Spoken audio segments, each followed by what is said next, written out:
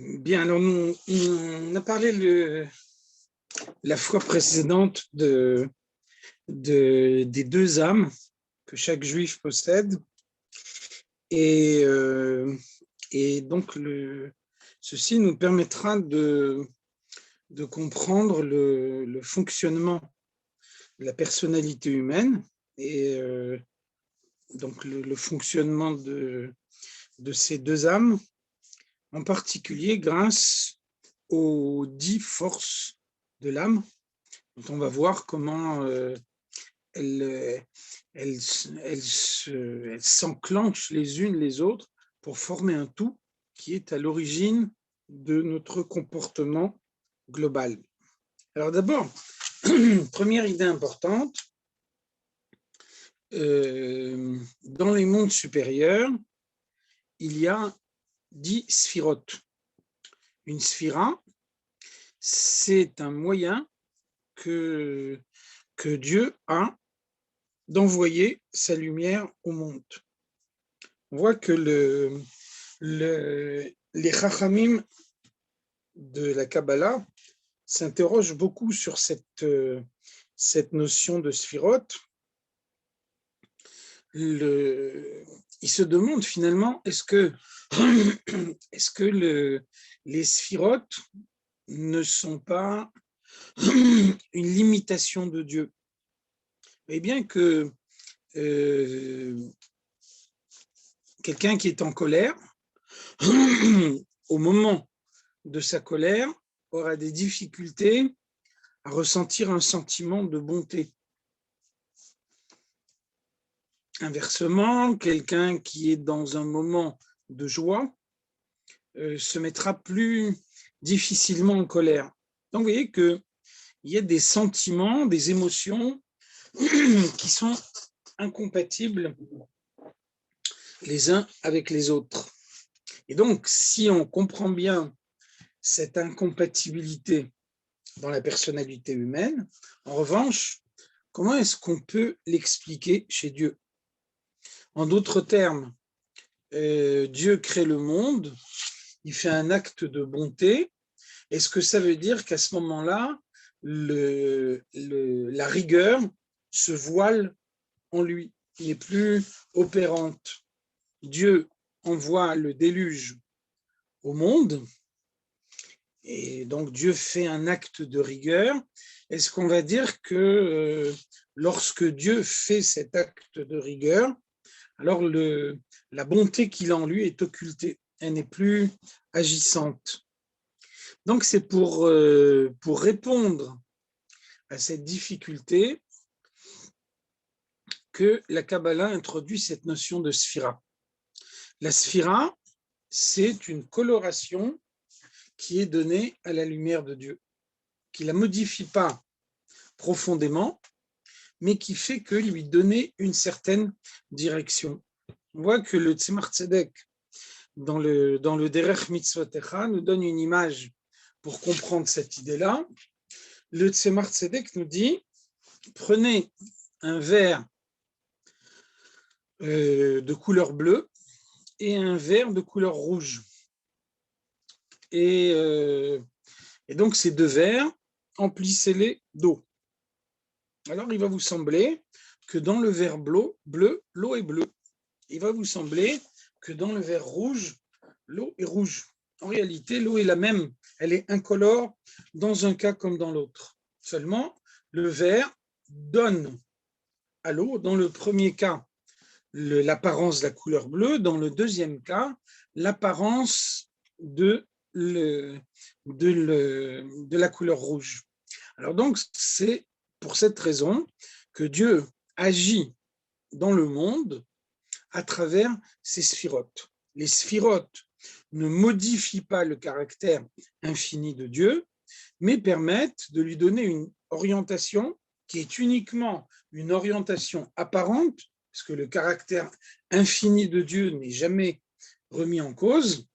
Mais donc, on va orienter la lumière de Dieu dans le sens du chesed et créer le monde, ou alors on va orienter la lumière de Dieu dans le sens de Goura et réaliser le déluge dans le monde.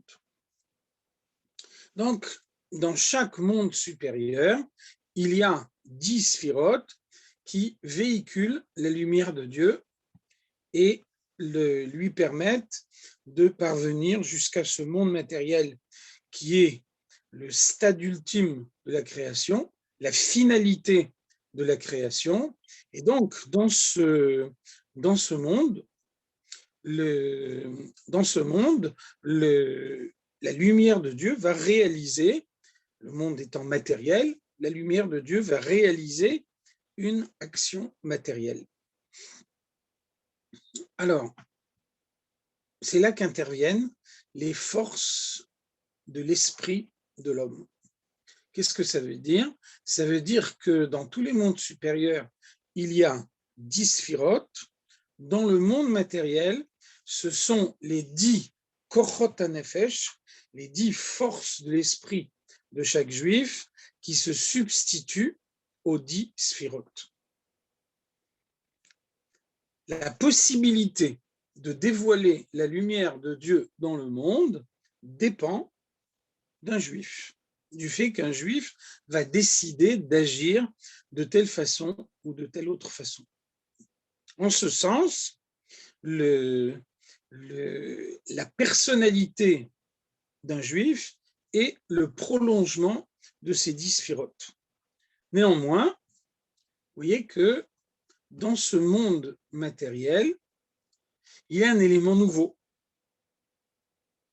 Un élément nouveau qui est le libre arbitre de l'homme. Ça veut dire que dans les mondes supérieurs, il y a des sphirotes, il y a également des anges, il y a également des âmes dépourvues de corps. Et donc, l'âme qui est là-haut, l'ange, la sphira, n'ont plus le libre arbitre ou ne l'ont jamais eu. Ça veut dire que quand on les charge de transmettre une lumière à la création, alors ils ne peuvent pas faire autrement que la transmettre.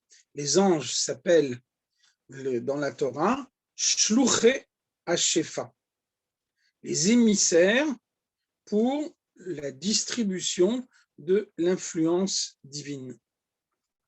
Et vous voyez que quand on emploie le mot Shluché, Shaliach, le Shaliach, l'émissaire, c'est celui qui applique scrupuleusement la mission qui lui a été confiée.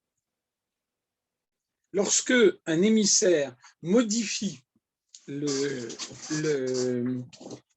mission, les termes de la mission qui lui ont été confiés, il perd aussitôt cette mission.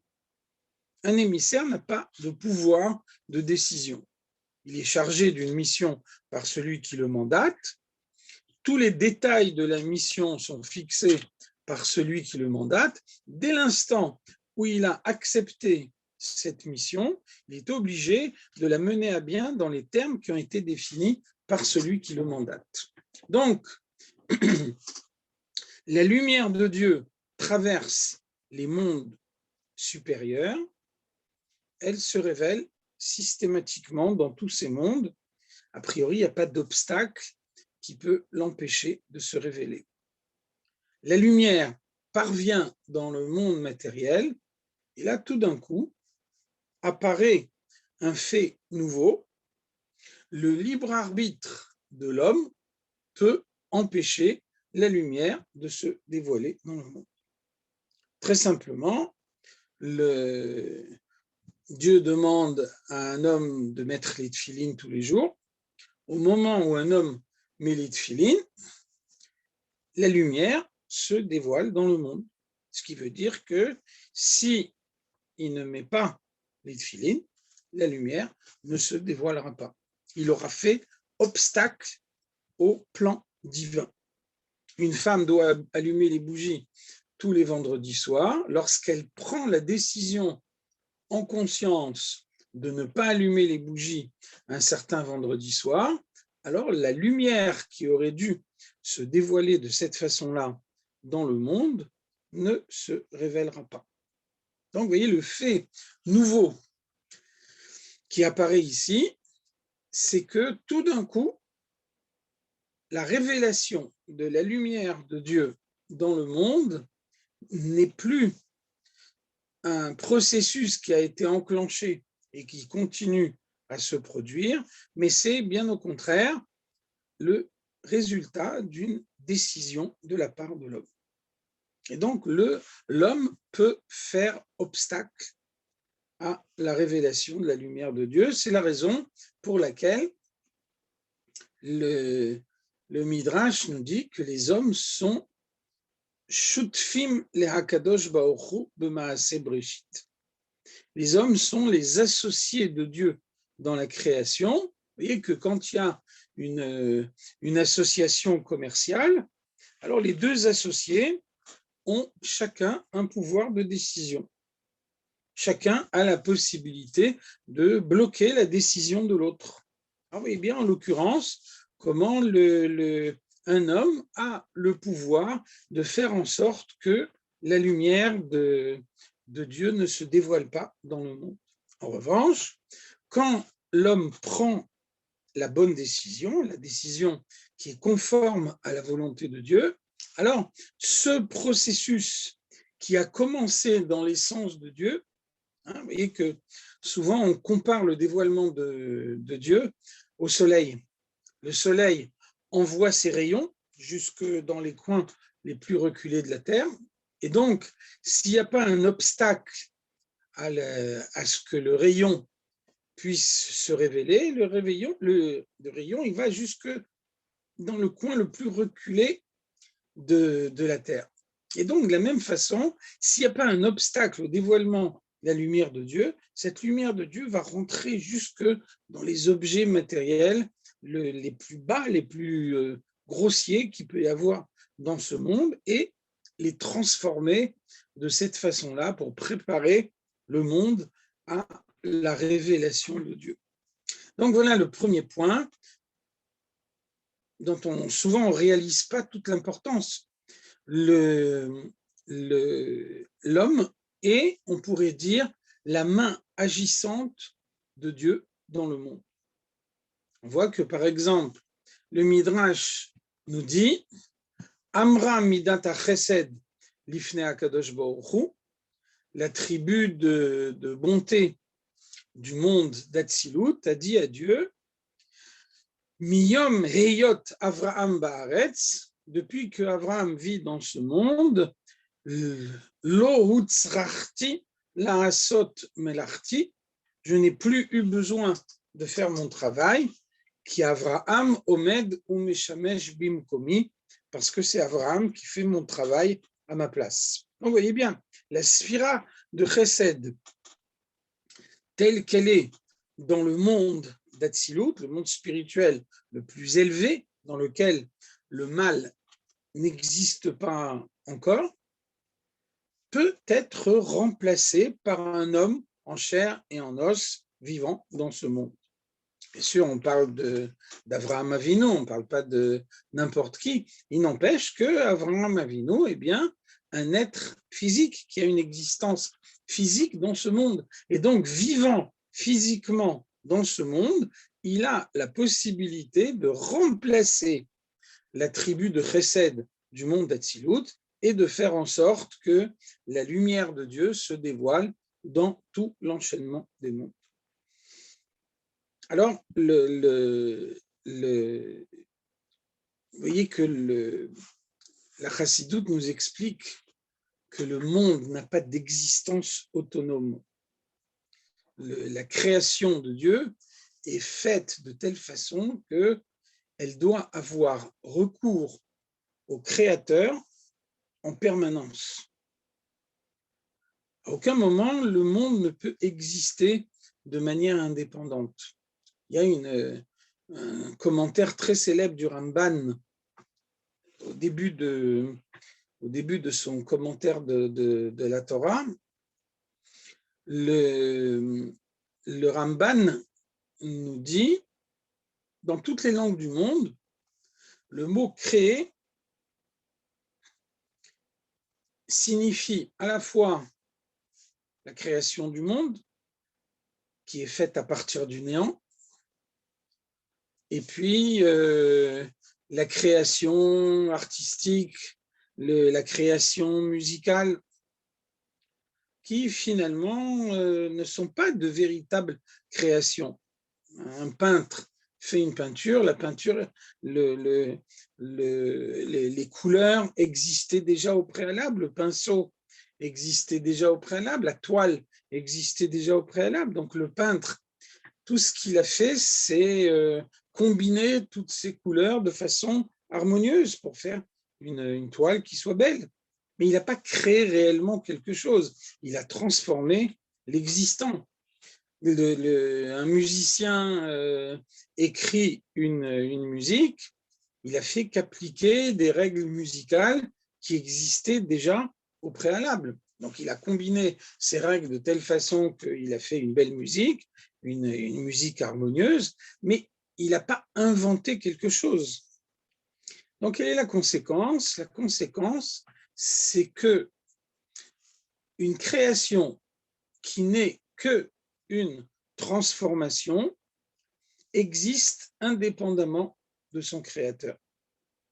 Et donc, le peintre meurt, sa peinture continue à exister. Le musicien meurt, sa musique continue à exister.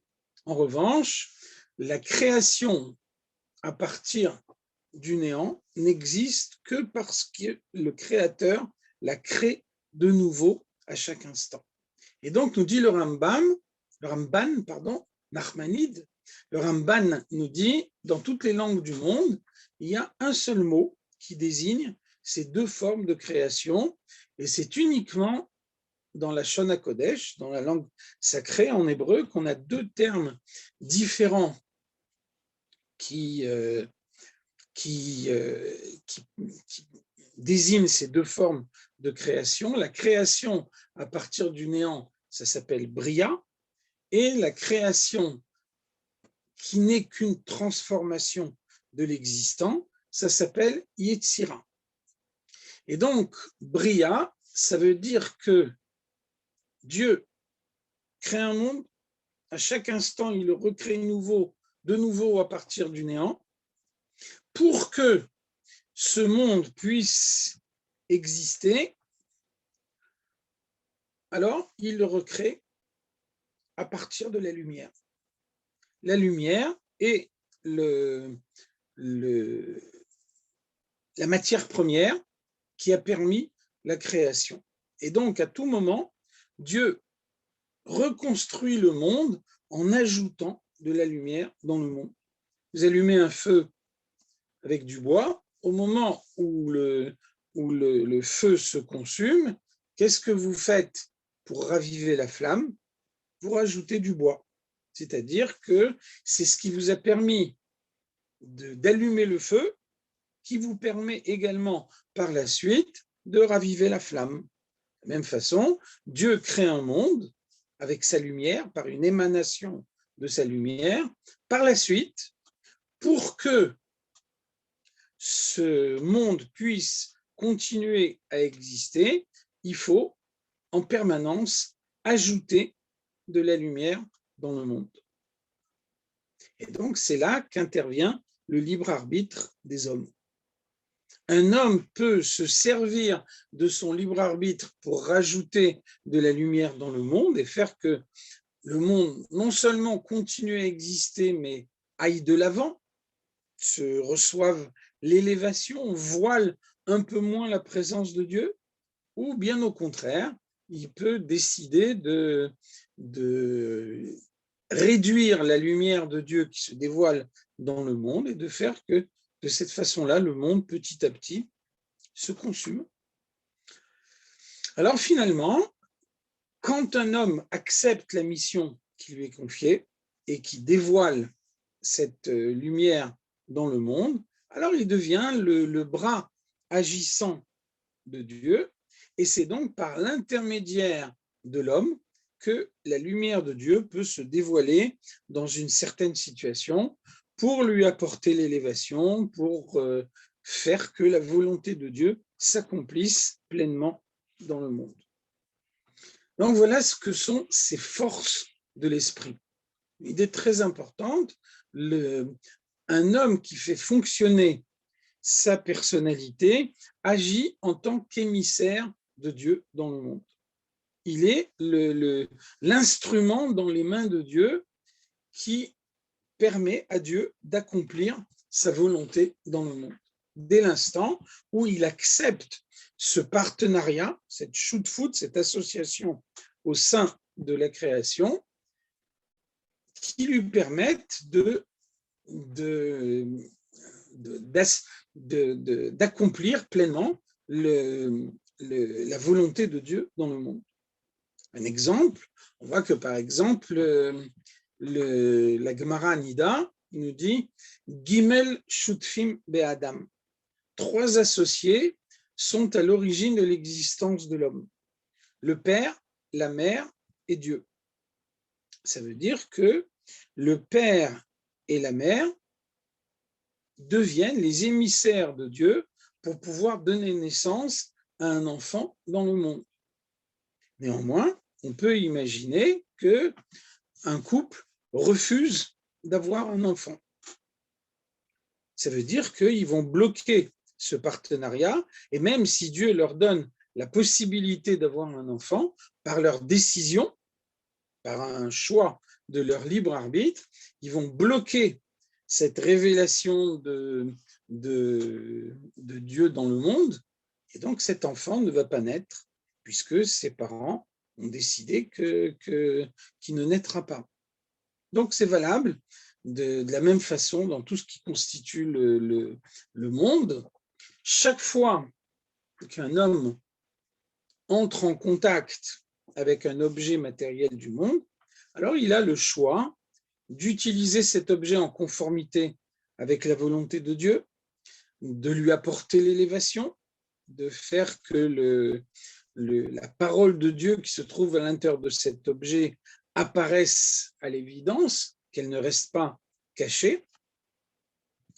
Et ils ont la possibilité également de faire le mauvais choix, c'est-à-dire que la parole de Dieu qui est cachée à l'intérieur de l'objet va non seulement rester cachée, mais on peut dire même se cacher encore plus profondément à l'intérieur de l'objet à cause de cet essai raté, à cause du fait que une occasion a été donnée d'apporter l'élévation à cet objet et l'occasion n'a pas été saisie.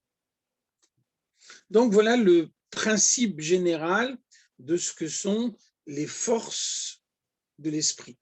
Esser Kochot HaNefesh, les 10 forces de l'esprit qui correspondent aux 10 sphirotes, aux 10 attributs de Dieu qu'il y a dans chaque monde. Si on rentre plus profondément, on s'aperçoit que ces 10 forces de l'esprit se classent en 4 catégories. Première catégorie, ce sont les forces de l'intellect. Il y en a 3, Chochma, Bina et Da'at. Alors pourquoi est-ce qu'on commence par l'intellect? Pourquoi est-ce qu'on commence par la compréhension? C'est parce qu'un homme ne peut être marqué profondément que par ce qu'il comprend. Bien sûr, on ne peut pas tout comprendre. Il y a des choses qui nous dépassent. Et donc, nous avons la foi, Emouna, qui nous permet de nous investir dans ce que nous n'avons pas compris. Néanmoins, la Emouna, en tout cas dans son état naturel, ne permet pas de s'impliquer aussi profondément que la compréhension. C'est pour ça que la Gemara résume cette constatation en une phrase qui est presque humoristique. La Gemara nous dit Ganva apu machtarta rachmana karya. Le voleur, juste avant de se rendre à l'endroit où il va voler, demande à Dieu de l'aider. Alors c'est plus qu'une boutade. Vous voyez que le voleur est convaincu que Dieu peut l'aider. On ne l'oblige pas à prier Dieu, il le fait de son plein gré. C'est lui qui décide de prier Dieu. Donc, s'il décide de prier Dieu, ça veut dire qu'il est réellement, sincèrement convaincu que Dieu peut l'aider. Seulement, il ne voit pas le paradoxe de demander à Dieu de l'aider pour faire ce qui va à l'encontre de la volonté de Dieu. Donc, c'est toute la faiblesse de la foi dans son état naturel. Ensuite, bien sûr, la foi se nourrit. Comment est-ce qu'elle se nourrit? Précisément avec la compréhension. C'est donc uniquement la compréhension qui permet à l'homme de s'investir profondément dans une idée. C'est pour ça que la Torah nous dit « Da et Eloke avira » connais le Dieu de ton père. Da, c'est Da'at, c'est le troisième niveau que je viens de citer, c'est le niveau le plus profond. Et donc, la suite du verset, Da et Eloke avicha, ve'avdehu bilvav shalem, et serre-le d'un cœur entier. Ça veut dire qu'on ne peut pas servir Dieu d'un cœur entier tant qu'on ne possède pas la connaissance, tant qu'on n'a pas utilisé son intellect pour pouvoir pousser la compréhension aussi loin qu'on peut la pousser. Après, bien sûr, il arrive un moment où on ne comprend plus, et donc, même si on ne comprend plus, on ne remet pas en cause, et là, on fait intervenir sa foi, sa émouna. Il n'empêche que tant que la compréhension est possible, alors on essaye de pousser cette compréhension aussi loin que possible. Donc voilà le caractère primordial de la compréhension qui permet à l'homme de s'impliquer profondément. En l'absence de compréhension, alors il y a eu juste quelque chose qui peut, on pourrait dire presque un grand spectacle. Donc il y a un grand spectacle, ouais, que par exemple, beaucoup posent la question avant, au moment de la sortie d'Égypte, dans le désert, ensuite à l'époque du temple, du Beth Amikdash, il y avait des miracles qui se passaient dans le monde. Et donc, n'importe qui voyait ces miracles voyait devant lui le dévoilement de Dieu. Donc, comment est-ce qu'on attend de nous de servir Dieu maintenant avec autant d'intensité qu'à l'époque, alors qu'à notre époque, on ne voit plus les miracles. On vit dans l'obscurité la plus profonde de l'exil. Et la réponse, c'est que le miracle n'est absolument pas déterminant. Et la preuve, c'est que même à ces époques où les miracles étaient fréquents, on ne nous dit pas qu'il n'y avait pas des gens qui s'étaient écartés de Torah Mitzvot. Peut-être que numériquement, ils étaient moins nombreux, pour d'autres raisons aussi, mais en tout état de cause, même à l'époque des grands miracles, il y avait des gens qui s'écartaient de Torah et Mitzvot. Ça veut dire que ce n'est pas le miracle qui est déterminant, mais c'est la compréhension de l'homme. C'est la raison pour laquelle on nous demande de pousser notre compréhension aussi loin qu'on peut la pousser, et c'est pour cette raison que parmi ces kochot hanefesh, ces forces de l'esprit, la première catégorie qui est citée, c'est l'intellect. Alors pourquoi est-ce qu'on passe par 3 étapes? Chochma, Bina et Da'at. Très simplement parce que quelqu'un n'a pas compris une certaine idée. Vous voyez que le fait de ne pas avoir compris une idée, ça fait qu'on est confronté à un dilemme. Ou bien je m'efforce de la comprendre par mes propres moyens, mais voilà, j'y parviens pas. Donc là, je suis en circuit fermé. J'essaye de comprendre, mais je ne comprends pas. Donc là, je suis dans une impasse. Ou alors, je demande à quelqu'un de m'expliquer. Ou alors, j'étudie cette idée dans un livre qui est capable de me l'expliquer. Mais là aussi, vous voyez que ce n'est pas satisfaisant parce que étudier étudier l'idée dans un livre ou bien la recevoir de quelqu'un, c'est finalement adopter l'idée de l'autre. Ce n'est pas mon idée que j'ai comprise, c'est l'idée qu'on m'a donnée. Alors donc, la réponse, c'est que la compréhension se passe en deux temps. Il y a un premier temps qui s'appelle Chokhma, et donc Chokhma, ça veut dire s'approprier l'idée. Recevoir l'idée de quelqu'un, recevoir l'idée du livre, recevoir l'idée du maître, recevoir l'idée de celui qui peut me l'expliquer. Donc, j'introduis l'idée en moi, mais ça n'est pas encore mon idée. C'est là que Bina intervient, et donc Bina, c'est l'analyse personnelle qui va me permettre de faire que cette idée soit la mienne. C'est pour ça qu'on a besoin de ces deux étapes à la fois. Chokhma, introduction de l'idée dans sa personnalité. Bina, analyse de l'idée pour que l'idée devienne mon idée à moi. Et donc, à l'issue de Bina, on peut dire qu'on a réellement compris. J'ai reçu l'idée et je suis arrivé à analyser cette idée suffisamment profondément pour que je puisse dire j'ai compris.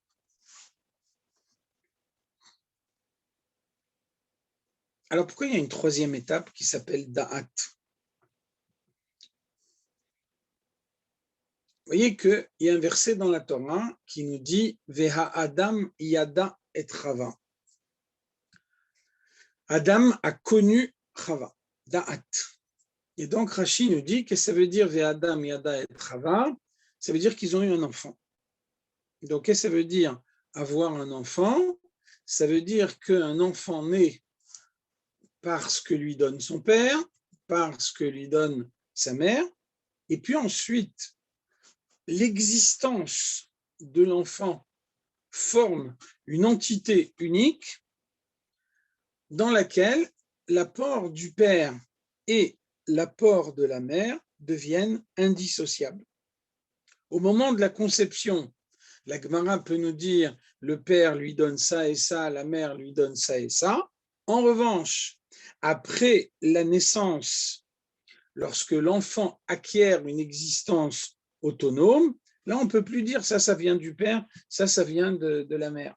Là, l'enfant est arrivé à faire une existence unique de ce qu'il a reçu, et à partir de maintenant, il se développe en fonction de sa propre existence.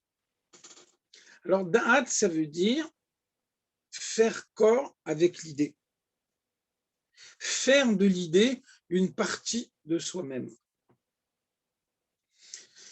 Qu'est-ce que ça veut dire? Ça veut dire que on voit, malheureusement, on voit couramment qu'on a bien compris une idée,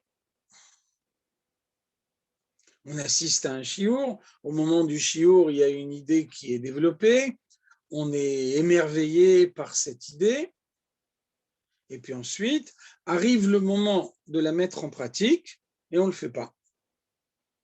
Donc, a priori, c'est surprenant. J'ai bien compris cette idée, j'étais même ébloui par la beauté de cette idée. À partir du moment où je suis réellement ébloui par la beauté de cette idée, l'application concrète devrait pour moi être une évidence. Comment on peut imaginer que j'ai bien compris une idée et que je ne la mets pas en pratique? La réponse, c'est que Bina, c'est une compréhension effective. On peut dire effectivement qu'on a compris, mais on n'a pas fait corps avec l'idée. l'idée et l'homme qui la comprend restent deux entités différentes. C'est pour ça que dans la pratique, on peut envisager que quelqu'un a bien compris une idée et que néanmoins, il ne la mette pas en pratique.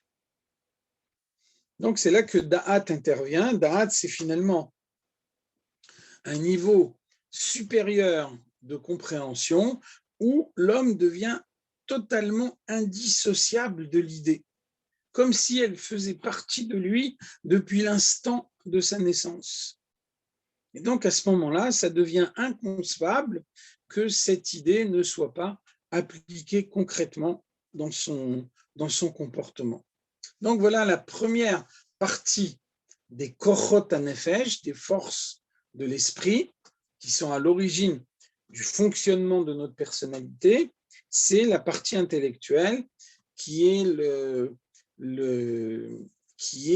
la partie dominante, on peut dire, puisque un homme est dirigé essentiellement par son intellect. La deuxième partie, ce sont les émotions, les sentiments. Et là encore, il s'agit de trois attributs: Chesed, la bonté; Gvura, la rigueur; Tiferet, l'harmonie. Alors, qu'est-ce que c'est qu'un sentiment?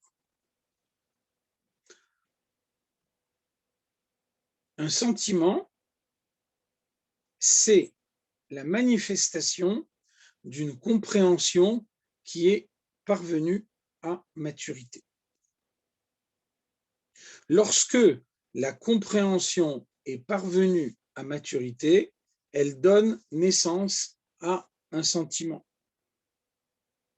Si la compréhension ne donne naissance à aucun sentiment, c'est qu'elle n'est pas parvenue à maturité, c'est qu'on n'a pas réellement compris. Et à ce moment-là, il faut poursuivre son analyse. Si quelqu'un a réellement compris la grandeur de Dieu, alors il va chercher à s'attacher à lui. Et bien que dire j'ai parfaitement compris la grandeur de Dieu, mais je n'appliquerai pas ces mitzvot qu'il a demandé, c'est un non-sens. Si j'ai réellement compris la grandeur de Dieu, alors je veux mettre en pratique sa volonté.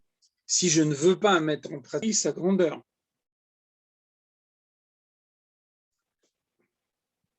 Donc, vous voyez que dès l'instant où la compréhension est une compréhension véritable, elle doit donner naissance à un sentiment. Vous voyez que la compréhension, c'est un circuit interne à la personne. Et d'ailleurs, celui qui réfléchit, celui qui essaye de comprendre, a tendance bien souvent à s'isoler, parce que quand il réfléchit, la présence d'autres personnes peut le gêner dans sa réflexion, alors qu'à l'inverse, le sentiment est toujours envers une autre personne. Donc, on ne s'isole pas. Au contraire, on essaye d'être en présence de quelqu'un d'autre pour pouvoir exercer ce sentiment. Vous voyez que quand Abraham fait la Mila et que Dieu fait qu'il ne peut inviter personne parce que Dieu veut qu'il se repose après la Mila, et Dieu ne veut pas le fatiguer, alors la réaction d'Abraham, c'est qu'il se lamente parce que Abraham est bon, il a besoin d'exercer sa bonté sur quelqu'un d'autre.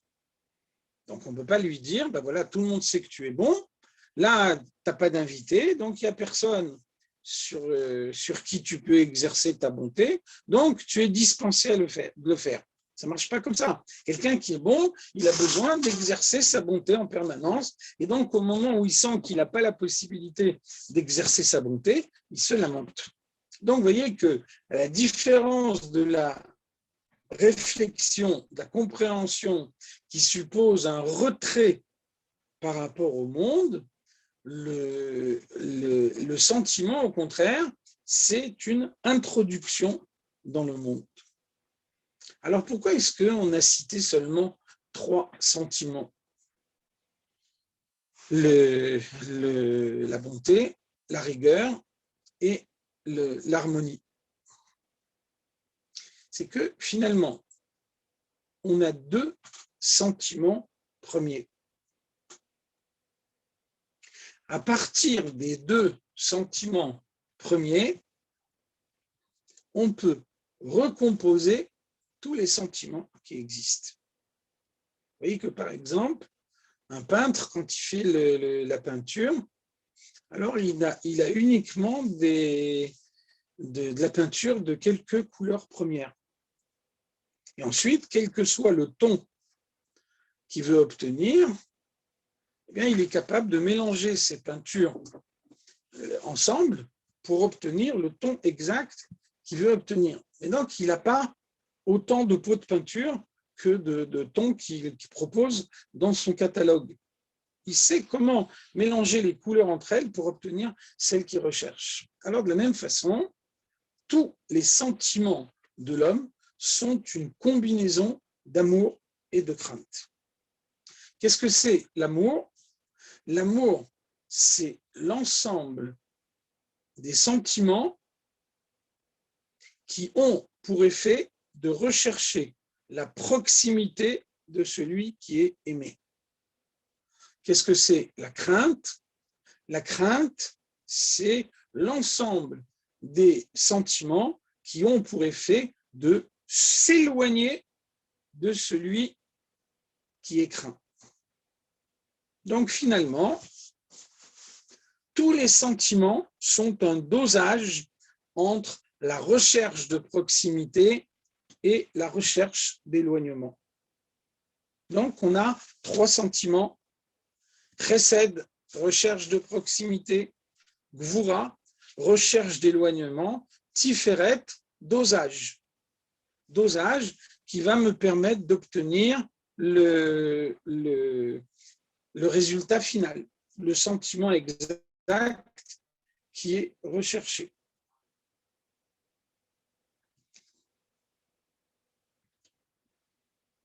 Ensuite, on a une 3e catégorie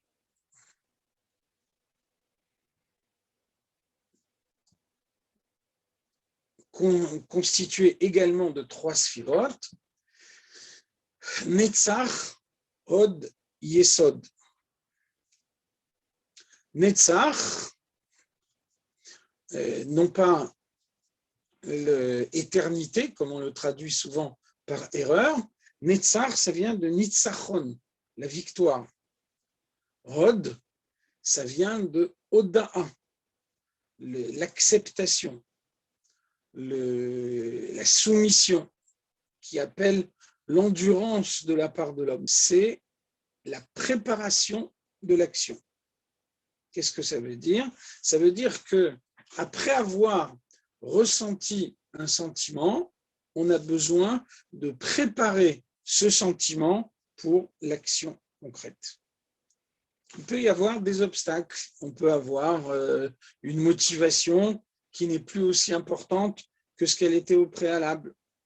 Donc au début, on est tout feu, tout flamme, et puis petit à petit, cet enthousiasme s'estompe. Alors donc, ces attributs-là, ces 3 attributs, vont permettre à celui qui a perdu la motivation de se remotiver de façon à obtenir le résultat final. Sachant que, bien sûr, le résultat final, c'est l'action concrète. L'action concrète, pour reprendre ce qu'on disait au début, c'est ce qui va impacter la matière du monde, qui va faire qu'un homme a réfléchi à ce que doit être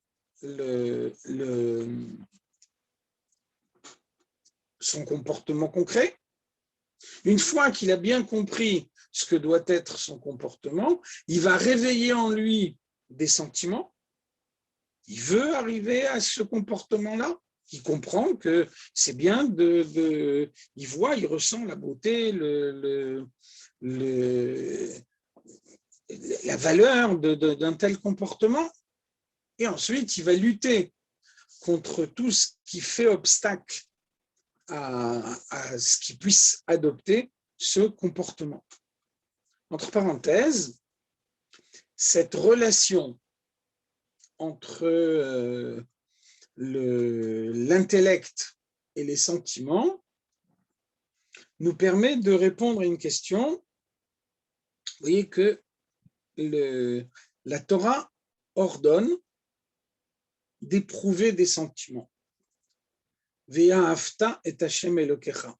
Tu aimeras l'Éternel ton Dieu. Ve'ahavta lereacha kamocha. Tu aimeras ton prochain comme toi-même. Vous voyez que c'est très difficile d'ordonner à quelqu'un d'aimer. Il y a quelqu'un que j'aime pas.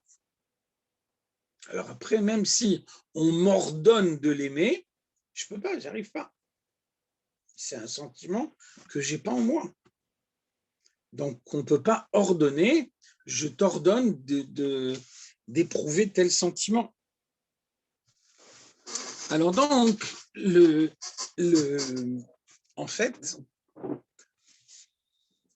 quand la Torah nous dit ve'ahavta, ça n'est pas un ordre du sentiment, mais c'est un ordre de compréhension. Ve'ahavta et Hashem Elokecha, ça veut dire étudie toutes les parties de la Torah qui te décrivent la grandeur de Dieu. Quand tu auras bien compris la grandeur de Dieu telle que la Torah la décrit, alors cette compréhension arrivée à maturité va réveiller en toi un sentiment, et à ce moment-là, tu aimeras Dieu. Si tu t'aperçois qu'à l'issue de ton étude, tu n'aimes pas Dieu, ça veut dire que tu n'as pas étudié assez, et donc il faut étudier encore la grandeur de Dieu telle qu'elle est présentée dans la Torah, et à ce moment-là, tu arriveras à aimer Dieu. Donc, vous voyez, très important, Ve'ahavta et Hashem Elokecha, ve'ahavta lereacha kamocha, ce sont des mitzvot de la réflexion et non pas des mitzvot du sentiment. Même quand on dit ve'ahavta lereacha kamocha, vous voyez que dans l'amour du prochain, quelles sont les idées qui sont développées toujours dans la chassidoute à ce propos-là. La chassidoute nous dit, au lieu de regarder cet homme tel qu'il est, essaye de voir en lui la partie de Dieu qui porte en lui. Donc, si on ne le voit pas uniquement comme telle personne qui a telle attitude et telle autre attitude, mais qu'on le voit comme quelqu'un qui est porteur en lui d'une parcelle de divinité, on le voit autrement. Alors, vous voyez bien que cette explication, c'est une explication de réflexion, de compréhension. Si tu arrives à comprendre cette idée-là, alors ça va modifier ta façon de voir cette personne. Donc, de cette façon-là, un homme comprend, après avoir compris, il met en éveil en lui des sentiments, et ensuite, il fait en sorte qu'il n'y ait pas un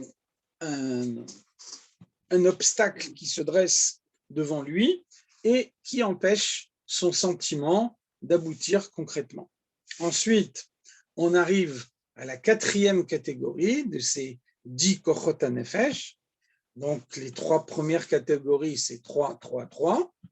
Et donc, dans cette dernière catégorie, il y a un seul attribut, une seule force, c'est Malchut, qui est l'action concrète. Alors, pourquoi est-ce que l'action concrète s'appelle Malchut, la royauté? Alors, ça fait référence à un verset de la Torah qui nous dit Bidvar Amelech Shilton. C'est par la parole du roi que se fait l'autorité. Donc, vous voyez que quand on dit Bidvar Amelech Shilton, quelle est l'idée qui est suggérée? C'est que la parole du roi est nécessairement suivie d'un effet concret. On ne sait pas du tout, le verset ne nous dit pas quel est le contenu de cette parole. Est-ce que c'est une parole de bonté? Est-ce que c'est une parole de sévérité? On ne sait pas. Le verset ne dit rien. Mais donc, quel que soit le contenu de cette parole, en tout état de cause, Shilton, on sait que le pays entier sera gouverné par la parole du roi. Bien plus, on sait que quelqu'un qui vit à l'intérieur du palais royal et un sujet qui vit à 5000 kilomètres du palais royal, l'un comme l'autre mettront en pratique la parole du roi d'une manière strictement identique. Donc voilà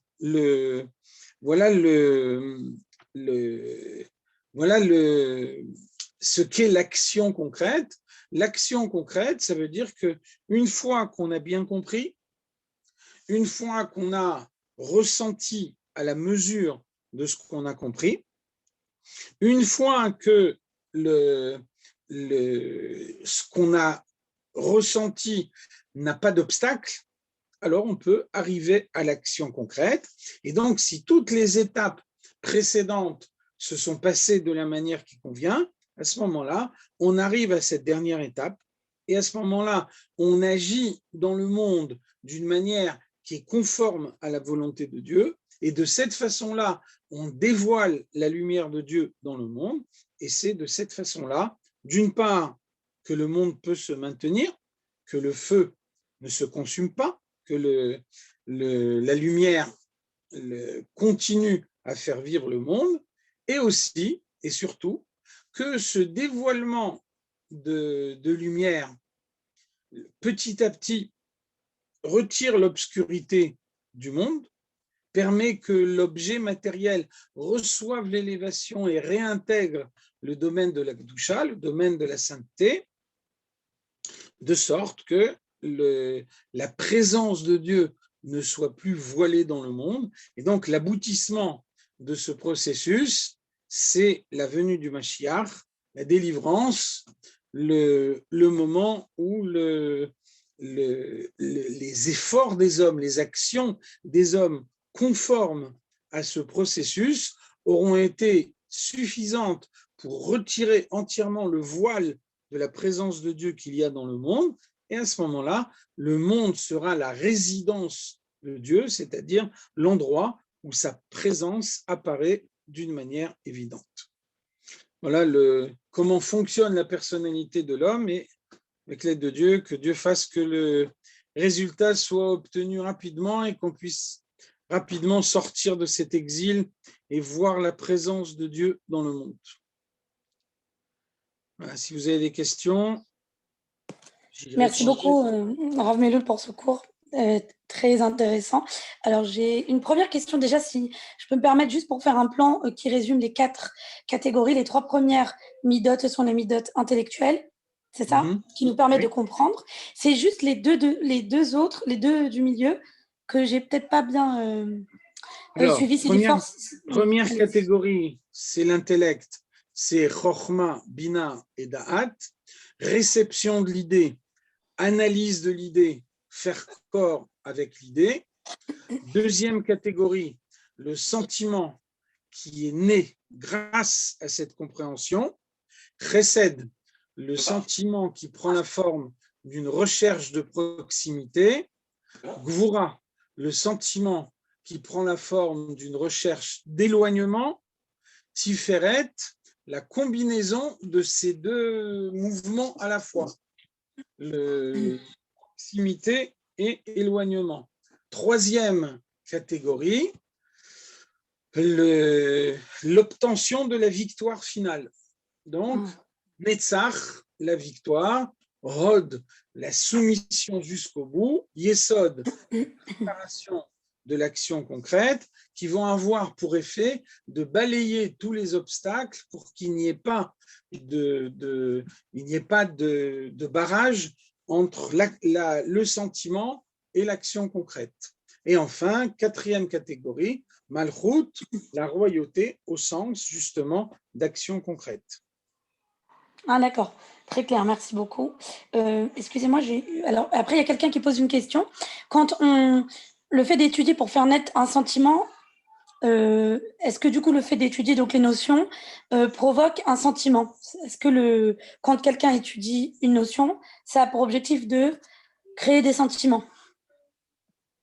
Alors, ça dépend ce qu'on étudie. C'est évident que l'étude de la Gemara est indispensable, mais l'étude de la Gemara, c'est évident que si on étudie dans la Gemara que un taureau a encorné une vache, ça ne va pas nécessairement réveiller en soi l'amour de Dieu.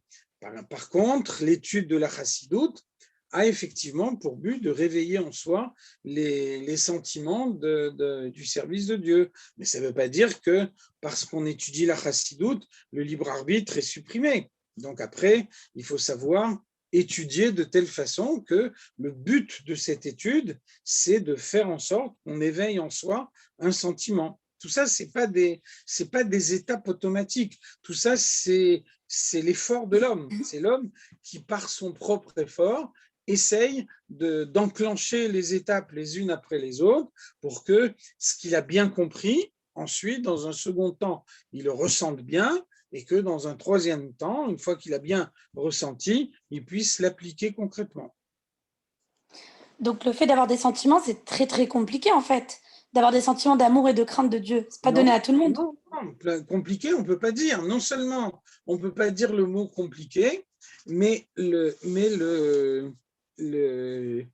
sur la page de garde du Tanya, c'est écrit Karov elecha adavar meod beficha ubilvavcha la soto.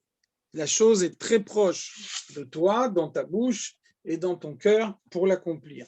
Donc, dans ta bouche, c'est la parole, dans ton cœur, c'est la pensée, pour l'accomplir, c'est l'action. Donc, l'Admour Hazaken nous dit servir Dieu par ses pensées, ses paroles et ses actions. Karov elecha adavar meod. Cette chose-là est très proche de toi. Qu'est-ce que ça veut dire? Ça veut dire qu'il faut utiliser le processus tel qu'il a été décrit. Il faut essayer de bien comprendre. Et donc, si on a bien compris, alors la compréhension qui s'est bien passée doit donner naissance à un sentiment. Si ce sentiment a été bien construit, alors il doit donner naissance à des pensées, à des paroles et à des actions.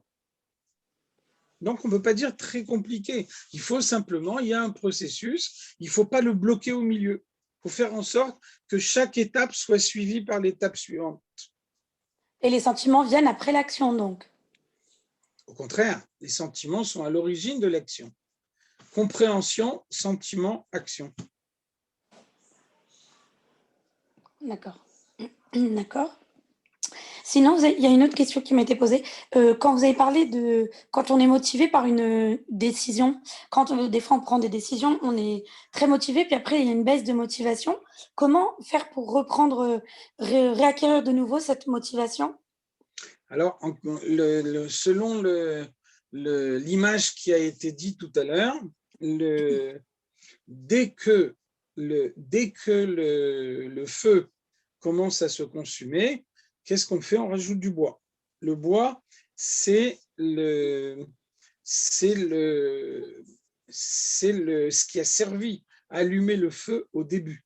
Ça veut dire que c'est la nature même d'un sentiment d'être éphémère. Donc le fait que le sentiment soit éphémère, ça n'est pas quelque chose de surprenant, c'est quelque chose de normal. Un sentiment doit être entretenu. Si le sentiment n'est pas entretenu, petit à petit, il disparaît. On dit en français, loin des yeux, loin du cœur. On voit bien dans la pratique, un sentiment qui n'est pas pratiqué couramment, et finalement, il finit par s'estomper. Donc, le sentiment doit être travaillé. Comment est-ce qu'on travaille un sentiment? Par la compréhension. La base de tout, c'est la compréhension. Ça veut dire que un sentiment qui baisse, c'est un manque de compréhension. Et le moyen de relancer le sentiment, c'est de bien comprendre, c'est-à-dire de se replonger dans l'étude. Pour acquérir une nouvelle motivation. Absolument. D'accord. Ensuite, donc c'est quelqu'un apparemment qui n'a pas, à un moment donné, suivi quand vous avez parlé que quand un chaliard doit respecter les conditions qui ont été définies par un méchaliard, donc la personne qui l'a mandaté. Or, lorsqu'un couple décide de ne pas avoir un enfant, est-ce que cela pose problème par rapport à l'association du couple avec Hachem? Elle n'a pas bien suivi ce que vous aviez dit à ce moment-là. Est-ce que ça pose vraiment problème? Alors, ce que j'ai dit, c'est que c'était pour expliquer ce qu'est le libre arbitre. Donc, le libre arbitre, ça veut dire que la possibilité est donnée à l'homme de ne pas dévoiler la lumière de Dieu dans le monde, même si la volonté de Dieu est que cette lumière se dévoile dans le monde, parce que le monde a besoin de cette lumière pour exister. Par exemple, le monde a besoin de la lumière qu'une femme dévoile dans le monde au moment où elle allume les bougies le vendredi soir. Ça veut dire qu'une femme décide en conscience, ce vendredi soir, je n'allumerai pas les bougies. De cette façon-là, elle va priver le monde d'une lumière dont le monde a besoin. Donc l'exemple de la naissance d'un enfant, c'est la même chose, mais qu'on peut saisir plus facilement parce qu'on vit dans un monde matériel, donc on saisit plus facilement ce qui est concret. Ça veut dire que Dieu nous dit dans la Torah, Peru Urbu. Dieu demande d'avoir un enfant. Dieu demande d'avoir des enfants. Donc ça veut dire qu'un couple a la possibilité d'avoir des enfants. Donc, il y a une association entre Dieu, le Père et la Mère pour donner naissance à un enfant. Le Père et la Mère ont la possibilité de bloquer la volonté de Dieu en disant « nous ne voulons pas d'enfants ». Et à ce moment-là, ils ne vont pas avoir un enfant alors que la volonté de Dieu est qu'ils en aient un. Donc, c'est exactement la même chose quand quelqu'un dit « je n'allumerai pas les bougies ce vendredi soir ». Et donc, de cette façon-là, le monde va être privé d'une lumière dont il a besoin, puisque Dieu demande à toutes les femmes juives d'allumer les bougies le vendredi soir. D'accord, merci. J'ai une autre question qui a été posée. Vous avez parlé du libre arbitre. C'est-à-dire que si je résume la question, c'est que si une personne décide finalement de faire ce qu'elle veut, est-ce qu'au final, comme Dieu connaît la finalité de chacune de nos actions, qu'elles soient bonnes ou mauvaises, même si on est censé être les émissaires de Dieu, est-ce qu'au final, on n'est pas un peu des marionnettes entre ses mains? Alors, on n'est absolument pas des marionnettes entre ses mains. Pourquoi? Parce que il est vrai que Dieu n'est pas soumis à la dimension du temps, alors que nous sommes soumis au temps. Donc, parce que Dieu n'est pas soumis à la dimension du temps, ça fait que Dieu sait très bien ce que je vais décider demain, et donc il peut mettre en conformité le monde, en conformité avec ma décision de demain, dès aujourd'hui. Néanmoins, mon libre arbitre n'est pas remis en cause. Pourquoi? Parce que le libre arbitre serait remis en cause si le fait que je sais que Dieu sait déjà à l'avance quelle est ma décision, si ça a exercé sur moi une pression au moment où je prends ma décision. Là, mon libre arbitre serait remis en cause. Et vous voyez bien que le fait que Dieu sait ce que je vais décider, ça n'intervient pas du tout dans ma prise de décision. Donc, ça veut dire que le libre arbitre est entier. On voit que le rabbi nous donne une image pour comprendre cette idée-là. Imaginez une route qui aboutit à un ravin. Et imaginez une voiture qui roule à 200 à l'heure sur cette route. Et donc, il y a un moment où où elle peut encore freiner, le conducteur de la voiture peut encore prendre la décision de freiner. Et puis, il y a un moment où c'est trop tard. Il y a un moment où il ne peut plus freiner, où il va nécessairement tomber dans le ravin. Alors, si maintenant, on imagine au-dessus de cette route un hélicoptère, et il y a quelqu'un qui est assis dans cet hélicoptère, et lui, il a une meilleure visibilité que le conducteur de la voiture. Donc, à un moment où le conducteur de la voiture n'a pas encore pris la décision de freiner ou de ne pas freiner, l'homme qui est dans l'hélicoptère, lui qui a une visibilité supérieure sur toute la route, il peut savoir avant même que le conducteur ait pris sa décision s'il peut encore freiner ou si c'est trop tard. Alors, est-ce qu'on va dire que parce que dans l'hélicoptère, il y a quelqu'un qui connaît mieux la situation que lui, est-ce qu'on va dire ça influence le conducteur de la voiture dans sa décision de freiner ou de ne pas freiner? Vous voyez bien que ce n'est pas le cas du tout. Le conducteur, il décide, je vais freiner, je ne vais pas freiner, il prend sa décision sans aucune pression. Donc, son libre arbitre est entier. Et le fait qu'au-dessus de la route, il y a quelqu'un qui sait quelle décision il va prendre, ça n'intervient pas du tout dans sa décision. Dès l'instant où ça n'intervient pas dans sa décision, où il prend sa décision en tout état de cause, alors son libre arbitre est entier. D'accord, donc en fait, il ne faut pas penser à ce que Dieu sait, mais à ce que nous, on doit prendre comme décision. Non seulement ça, mais on ne le fait pas. Vous voyez bien qu'au moment où vous prenez une décision, vous ne dites pas est-ce que Dieu sait ce que je vais décider ou pas. Vous avez une décision à prendre, vous la prenez vous. Au moment où vous la prenez, vous ne subissez pas de pression. D'accord. Oui, je comprends. Alors, j'ai encore, je crois, une question de... Alors, la personne demande, et elle dit, pourtant, il y a des fois des compréhensions qui n'aboutissent à aucun sentiment. Par exemple, quand on fait des choses par soumission à Dieu, par soumission à Dieu. Donc, elle dit, dans ce cas-là, il n'y a pas de sentiment parce que c'est juste par soumission. Attention, si c'est la soumission, ce n'est pas une compréhension. Hein, soumission et compréhension, c'est deux choses opposées. Hein, attention, hein.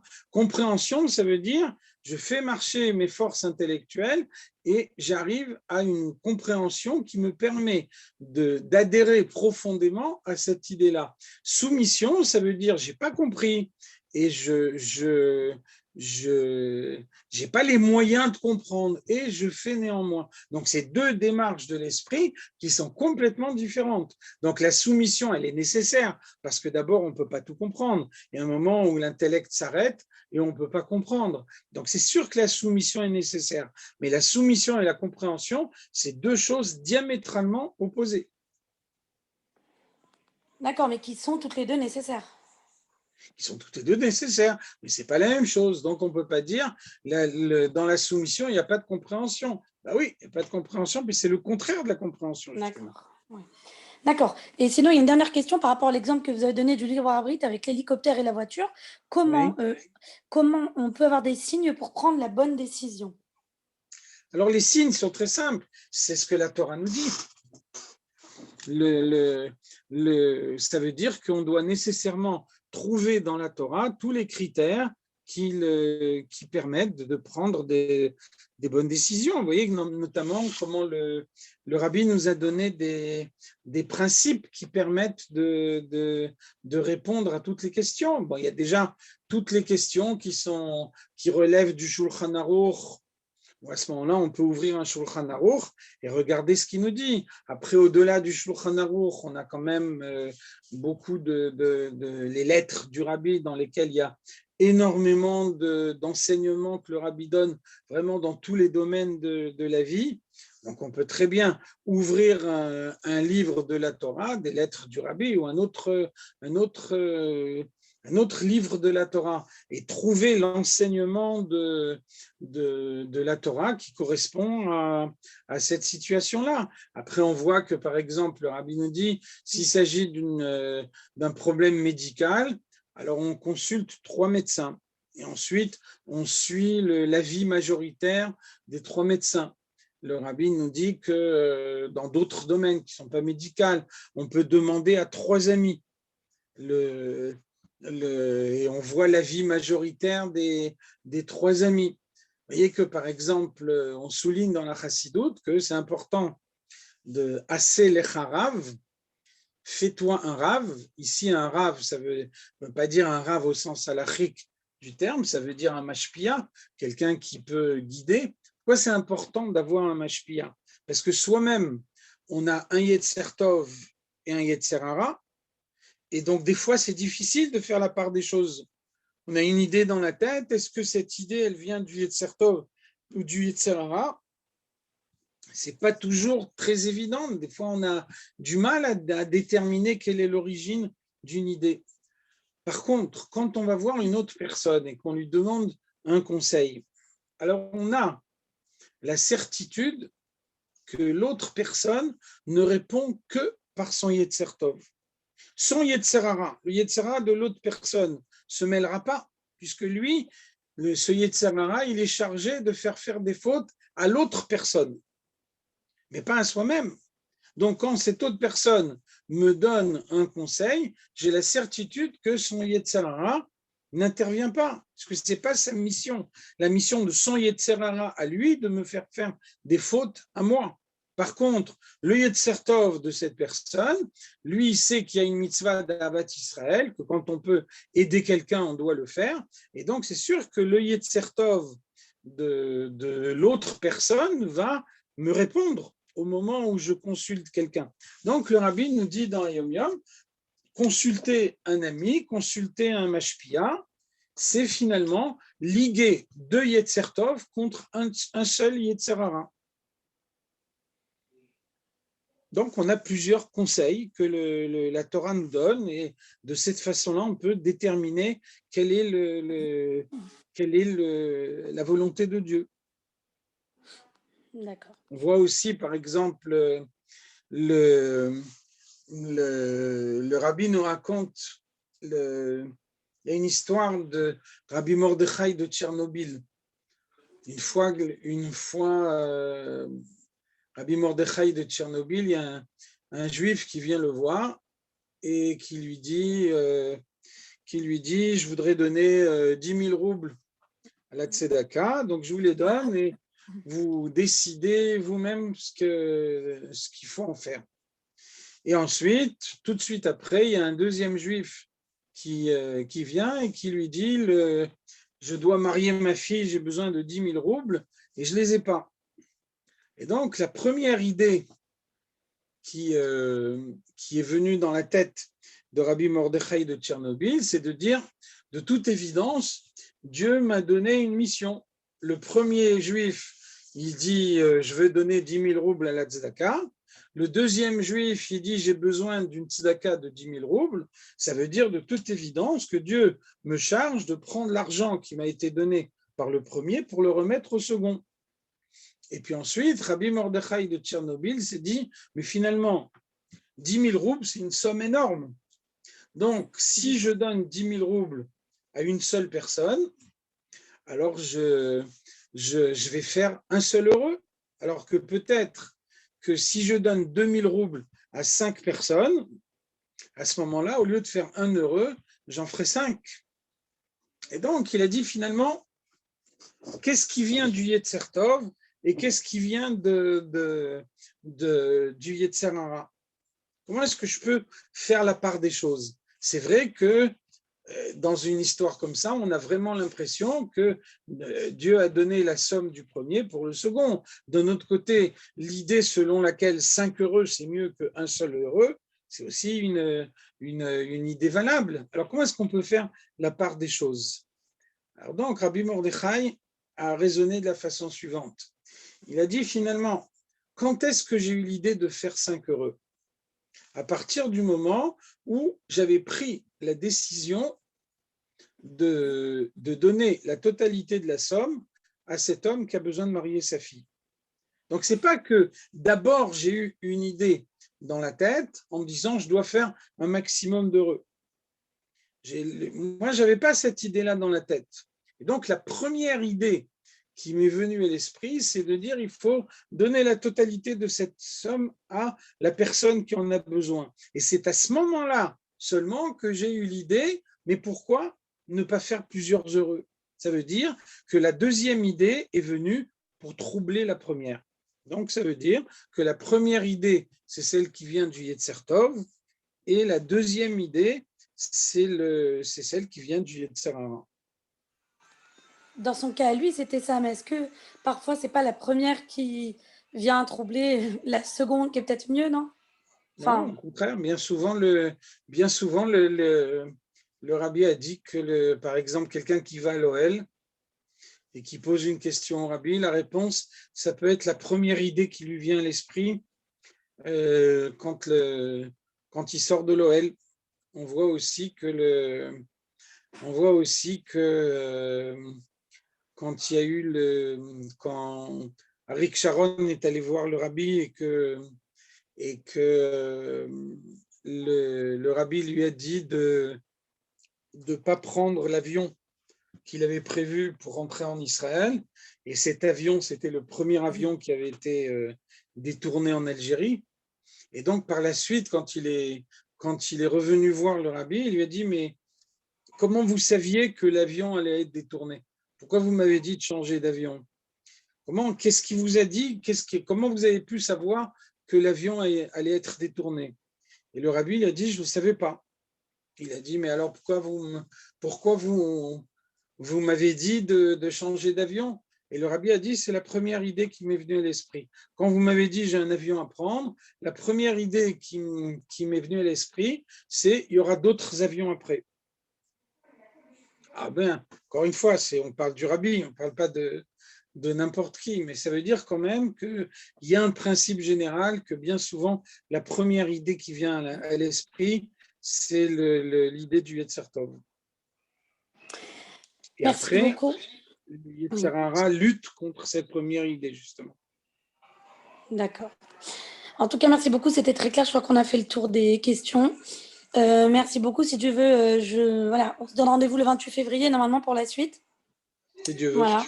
Merci beaucoup. Et puis, Shabbat à tout le monde. Merci à vous. Bonne soirée. Au revoir.